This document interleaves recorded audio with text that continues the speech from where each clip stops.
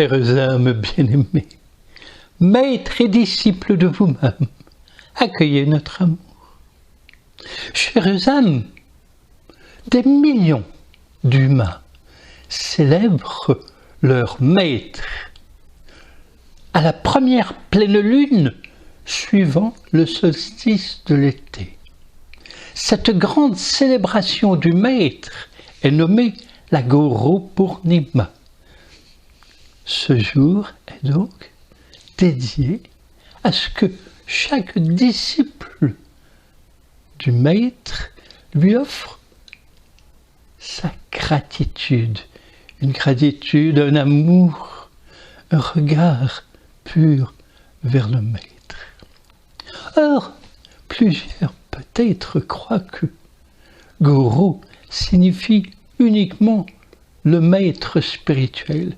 Mais non, Guru signifie l'enseignant, celui qui apporte une lumière sur un thème inconnu d'un individu. D'ailleurs, le mot Guru signifie ceci, Gu pour l'ombre et Ru pour élever dans la lumière. Cela signifie que le gourou est celui qui, de l'inconnu ou de l'ombre d'un individu sur un thème donné, apporte la lumière.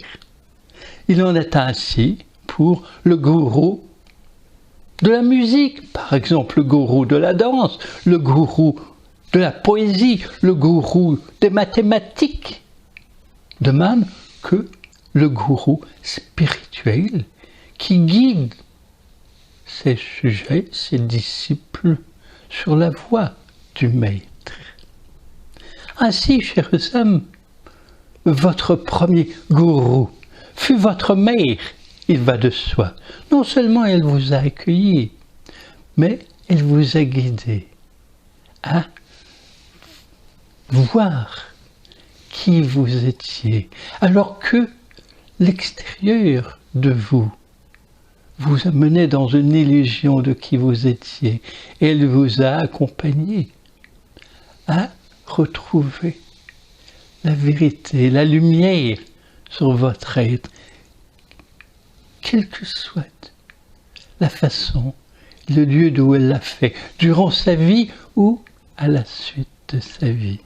Et c'est pourquoi elle est la première gourou, la première enseignante pour vous. Puis vous avez eu différents gourous, soit dans votre éducation, soit en parallèle dans vos activités.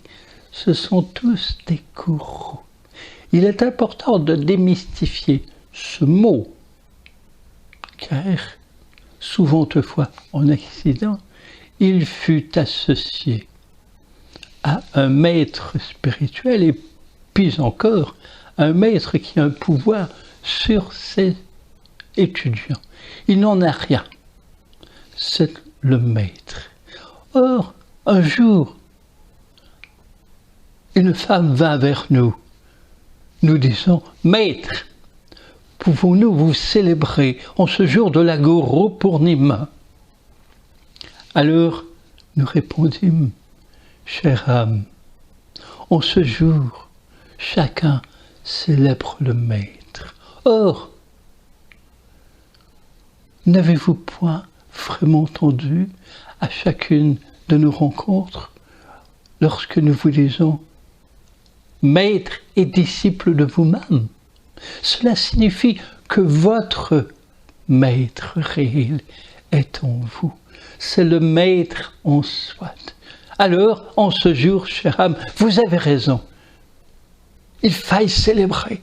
Célébrons le maître en vous tous, le maître en soi. Chacun célèbre le maître en lui-même. Cela n'empêche pas d'avoir de la gratitude pour votre mère, pour les enseignants qui vous ont particulièrement éclairé, pour vous aussi et surtout le maître en vous qui vous guide pas à pas vers votre réalisation. Toutefois, quelquefois, vous avez de la difficulté à vous révéler à vous-même votre maître intérieur.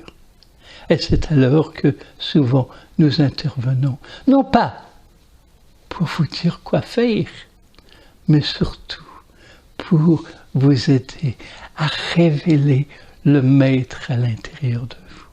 Alors, chères âmes, aujourd'hui,